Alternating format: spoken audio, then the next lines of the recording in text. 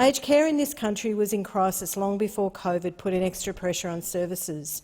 The Royal Commission interim report last October made it clear that there were symptomatic failures in the sector. This is not what we should accept as a community for our seniors.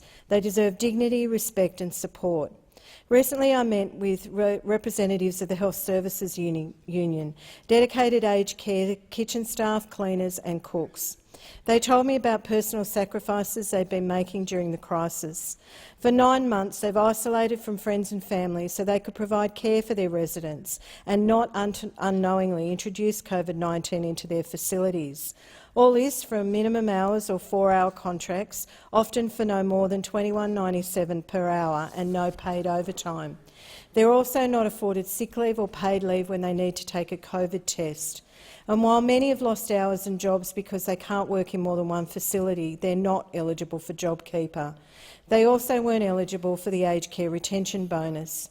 The overwhelming thing that came in my conversations with these workers was the care they have for their residents.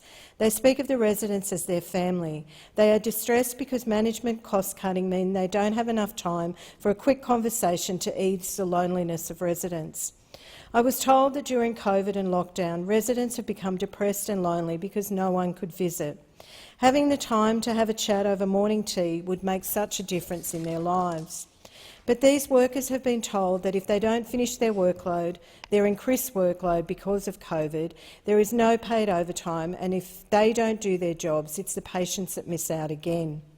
Day after day, the evidence mounts of serious neglect in aged care, and all we see from the government is an avoidance of the acceptance of responsibility for the failures. The recession we are currently in is the deepest in almost a century, and I fear decisions by this government will continue to make it worse for the most vulnerable of our Australians.